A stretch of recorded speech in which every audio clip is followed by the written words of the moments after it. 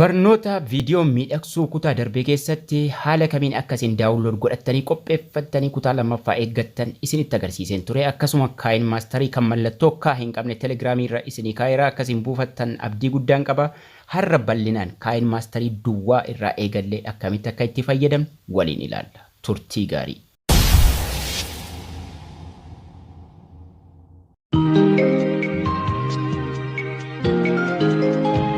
Assalamu alaikum wa rahmatullahi wa barakatuh. Ashama harka fuune hordoftoota chaanaalii YouTube Abdulaab. Barnoota viidiyoo editingii kutaa lammaffaa isinii qabadhee dhufeen jira. Obboleewwan maatii chaanaalii kanaa hin ta'in subscribe godhaa. Isinillee warri maatii taatan guddaa galatoomaa hiriyoota keessaniif share godhaa. Laayikii gochuun na waliin tura. Amma kallattiidhumaan gara kaayin maastariitti seenna. Kaayin maastarii keenya bananna. Erga kaayin maastarii irra seennee booda create new ka jedhu kan mallattoo ida'uu qabu tuqnaa. Sanaan booda 16 filannee next tuqanna. Kaayin maastarii duwwaa irra seenna. Hundinuu ofiidha.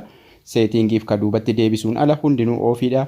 Wanni guddaan sarara diimaa kana dagachuu hin qabdanii. Sarara diimaa kana kan nuti fayyadamnu daqiiqaan 00 dha. Asii audioon ofii bakki sagalee waraaban ofii jira, layeriin ofii jira hundinuu. Sababni jarri ofii ta'aniif waan nuti viidiyoo yookaan waan edit goonu waan nuti hin finnee fi kan onii ta'ee jiru ka gidduu kanaaf miidiyaadha. Ka gidduu kanarra tuqnee kaameraadhaan asuma irratti suuraa kaafnee asuma irratti editii gochuu dandeenya. Ka harka mirgaa immoo viidiyoo irra tuqnee viidiyoo riikoordi goonee asuma irratti waraabnee edit gochuu dandeenya. Amma mee miidiyaa irra tuqannee miidiyaa keessaa viidiyoo tokko fidannee akka ajaa'ibaatti waliin edit goonee haa ilaallu. Miidiyaa irra tuqee viidiyoo gabaabduu viidiyoo sakandii 8 takka fidee dhufeen jira. Ka jalqaba wanni nuti ilaallu sarara diimaa kanaa fi sa'aatiin sakandii 8 sararri diimaa kun yeroo asiifachaa xoofne gidduurra deemaa dhumarra deema. Kan nuti asiifachi adeemnu asiifachi lafa gurraacharra haxaa'uudhaan zoomii gochuu yoo guddisuu feene quba lama fayyadamnee walirraa harkifna walitti deebifna zoom gochuuf. Kana jechuun viidiyoocha control godhaa jirra jechuudha. Viidiyoochi yeroo edit goonu fakkeenyaaf viidiyoo kanarra yeroon tuqe jechuudha editing godhaa jira jechuudha. Irra tuqe amma sarara viidiyoorra yeroon irra tuqe halluu keelloo kana fide itti mara. Kana jechuun viidiyoo kanan edit godhaa jira jechuudha. Barreeffamni adda addaa maqasiin wanni hundinuu gara sanaan dhufee naa bahaa jechuudha. Viidiyoo tokko gara fuulduraatiin yoo itti da'uu fedhe sarara diimaa kiyya 00 ra dhaabeen viidiyoo fidee itti galcha miidiyaa tuquudhaan. Viidiyoo kabira gara fuulduraatiin fidee itti da'uu yoon fedhe sarara diimaa kana fuuldura viidiyoo irra dhaabuudhaan miidiyaa ka jedhu gubbaasan tuqaa jechuudha. Miidiyaa tuqeen viidiyoo biraa fida. Amma viidiyoo tokko fidee itti ida'u. Gara fuulduraatiin dhufee ida'amaa jechuudha. Waan sarara diimaa kiyya gara fuulduraa dhaabeef. Ida'uun kun dhufee viidiyoo lamman addaan baasee jira. Amma viidiyoo kana lamma yeroo edit goonu ka ida'uun asii qobaatti edit goona ka ida'uudhaa gara fuulduraa jiru qobaatti edit goona jechuudha. Viidiyoon duraan sakandii 8 ture amma sakandii 18 nuu tahee jira. Yeroo nuti sarara viidiyoo ka jalqabaa irra tuqne opshiniin adda addaa dhufee bakka kanatti nuu baha. Haala kamiin edit gochuu feeta. Ka jalqabaa kun maqasa jira. Maqasni kun ka jalqabarra dhufee nuu bahu maqasa kanaan murree baasuudhaaf trim to left play ahead gara harka bitaa sarara diimaadha gara harka bitaa murree baasuuf. Ka lammaffaa sarara diimaadha gara harka mirgaa murree gatuuf. Ka jalqabaa fayyadamee gara harka bitaa masmara diimaadha murree hagatu murree gate viidiyoo charra tuqanna amma. Viidiyoo charra yeroo tuqnu maqasa fuuldura mallattoo zoomii jira. Mallattoo zoomiirra yeroo tuqnu start position ka jedhu jira. Ka jalqabarra yoo tuqne ka lamaffaarra yoo tuqne akkasuma harka keenya lammaniin yoo feene zoomii goona yoo feene immoo ni xiqqeessina gad harkifnee xiqqeessina. Kana jechuun yeroo taphatu zoom out akka nama gudde akka viidiyoo dhufee iskiriinii tol dhufee gad deebi'u jechuudha.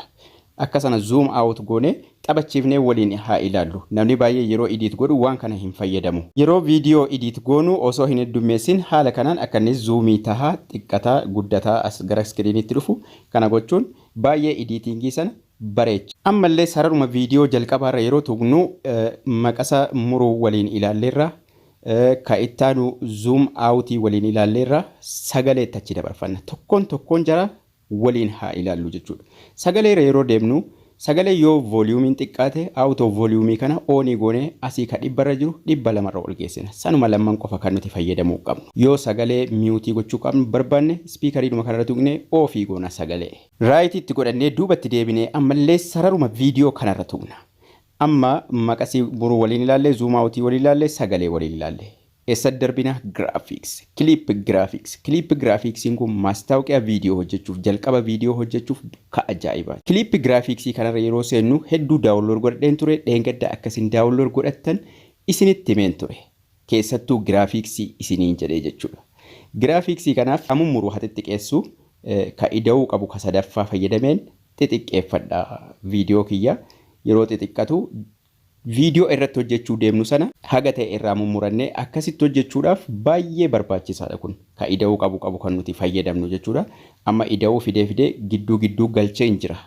Viidiyoon normaaliin kana fakkaataa zoom out'itti gale malee jechuudha. Asirratti wanni guddaan isin hubachuu qabdan ida'uu viidiyoo addaan babaasu kana qobaatti adda addatti kan nuti viidiyoo kana idiitu goonu. Viidiyoon ida'uun duuba jiru kan hin laallatu jechuudha. Kanumarra tuqne sana qofa kan nuti idiitu godhaaru. Amma kanarra tuqeen clip graphics tuqa. Clip graphics asuma jalqabarra jira. Clip graphics kan fidee itti galcha. Clip graphics akka inni viidiyoo itti miidhagsu viidiyoo keessanii waliin clip graphics viidiyoo keessanii waliin deemu fiddanii itti galfachuudha kan isin qabdan. Kan isin dheengadda install godhattan jechuudha. Daawunloodii gootanii install godhattan clip graphics tokko as keessaa arganne jechuudha. Eessaa arganna inni jedhu jara kaanis itti deemuuf deemna. Akka lama jennee itti deemaa jirra. Amma clip graphics as keessaa arganne jechuudha takka. Viidiyoon yoo gabaabbatte jechuudha yoo achumarratti mummurtaniitu ta'e halluu keelloo kanarra erga tuqxanii booda harkiftuu gara fuulduraatti ni dheerate jechuudha. Kunoo baasuma qabdanii harkiftuu gara fuulduraatti dheeressitu jechuudha. Sanaan booda tokkoon viidiyoo irra tuquudhaan clip graphics irra tuqxanii clip graphics viidiyoo keessanii walii wajjin deemu. Kafeetan ka barreeffama qabus ni jira. Barreeffama yoo sanduuqa lama isinii kenne sanduuqa lamaan sanarratti waan barreeffama feetan. Clip graphics barreeffama hin qabne yoo ta'es akkasuma ka barreeffama duwwaadhaan ka jirus jira. Ka barreeffama qabu garuu fuuldura isaa jiru tuqxanii barreeffama daawunlood godhattan istaayila barreeffamaa sana jechuudha. Mallattoo kana tuquudhaan asii argattu. Barreeffamas akkasiin daawunlood godhattan isinitti himeen ture. Foontii as keessa galtanii waan feetan irra keessanii okay godhattu jechuudha. Istaayila barreeffama. Sanaan booda okay gootanii duubatti deebitanii taphachiiftanii ilaaltu. Graphics yoo feetanis dheeressuu ni dandeessu yoo graphics sun gabaabbate. Halluu keelloo itti marame kana harkiftanii gara fuulduraa geessitu ni dheerata jechuudha graphics. Garuu graphics viidiyoo dhedheeraa irratti fayyadamuu hin qabdan. Viidiyoo gaggabaabsitanii fakkeenyaaf viidiyoo daqiiqaa 8 tokko waraabdanii qabdu yoo ta'e viidiyoodhuma sana mummurtanii jalqaba viidiyoo irratti hojjetattu. Viidiyoodhuma sana keessaa bakka isinitti hawwate jechuudha. Bakka isinitti tole akka beeksisaa gootanii yeroo hojjettan ida'uu gidduu galchuudhaan mummuruudhaan graphics irratti fayyadamtu. Sanaan booda viidiyoo isa waannaa irratti garuu graphics fayyadamuu hin qabdan. Viidiyoo isa waannaa san isa daqiiqaa 8 guutuu san keessaa mummurtanii erga fayyadamtanii booda jechuudha gara fuulduraatti fiddanii galchitu jechuudha. Xiqqoosi introon akka intro seensa viidiyoocha akka ta'u garuu graphics irratti fayyadamtu akkana mummurtanii graphics adda addaatu jira, hedduu jira. Graphics hundayyuu daawunlood godhattan natti fakkaata. So graphics viidiyoocha wajjin deemu fiddanii itti gaggalchitu jechuudha. Haala salphaa ta'een. Osoo sa'aatii qabaadhee sa'aatii viidiyoocha dheerata malee sararuma viidiyoo irra tuqaa graphics hundayyuu itti galchee isinitti agarsiisee baay'ee natti tola. Yeroo sarara viidiyoo irra tuqxan halluu keellootu itti marama. Irra tuqaatuma graphics haga nuu ta'u argannutti itti jijjiirraa jechuudha. Haga waan viidiyoocha waliin deemu argannutti. Graphics nuti haga ammaatti itti galchaa turre kan nuti edit godhaa turre ida'uudhaa gara fuulduraatti viidiyoo jirtu san qofa kan halluun keelloo itti marfamtee jirtu kana qofa kan nuti haga ammaatti graphics adda addaa itti jijjiirraa turre jechuudha. Barnootaaf waan ta'eef. Kana jechuun viidiyoo warra kan hin laallatu. Haguma amma ida'uu jalqabaa kana qofa malee. Amma yeroo taphatu kana fakkaata irra tuqee isinitti agarsiisu kun kan halluun keelloo itti marfame kana qofa kan nuti haga ammatti graphics itti jijjiirre. Kana laallatu. Kanaafi kana achaanu hin laallatu. Kana edit gochuuf yeroo nuti irra tuqne halluu keelloo itti marfama. Muruu feenaan maqasii, zoomii gochuu feenaan, sagalee balleessuu feenaan sadanuu hundayyuu ilaalleerra. Akkasuma graphics waliin ilaalleerra ka jalqabaa irratti kanattis graphics irra tuqaatuma graphics itti jijjiirra. Ida'uu sadaffaa gidduu isa jirus isarras tuqaa graphics adda addaa itti jijjiirraa jechuudha. Kanarrallee jechuudha. Kana muruu feena taanaan murreerraa gatuu feena taanaan achumarra tuqnee halluun keelloo itti nuu marfama. Gara kaan irraa murree gatuuf graphics itti galchuuf waan adda addaa gochuuf ilaalla. Graafiksii ilaallee amma. Graafiksii waliin ilaalleerra graafiksii akkaataa itti galfannu jechuudha. Speedii no maali graafiksii taane speedii jira. Speediin kun speedii kanarra yeroo seennu normaaliin isaa tokko. Fakkeenyaaf namni nyaata hojjetu tokko daqiiqaa 3 shunkurtii muree yoo ta'e yeroo viidiyoo waraabu geessee speedii sana lamarra yoo kaahee kan sila daqiiqaa 3 ture shunkurtii muruun sun daqiiqaa tokkoof wayi keessatti xumuree agarsiisa jechuudha.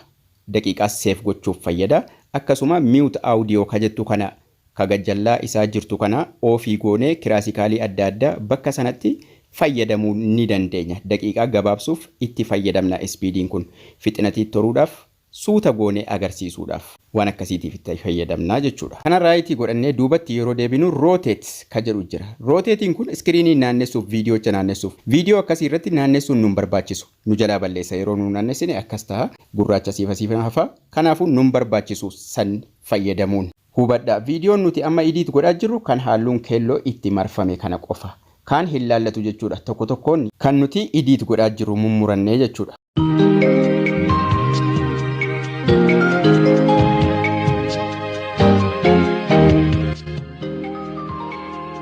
Video editingii kutaa lammaffaan kana fakkaata ture. Namoonni chaanaalii kanaaf haaraa taatan subscribe gochuu hin dagatinaa, like, share hiriyoota keessaniifis godhaa. Haga kutaa sadaffaa walitti deebinutti turtii gaarii nagaan tura.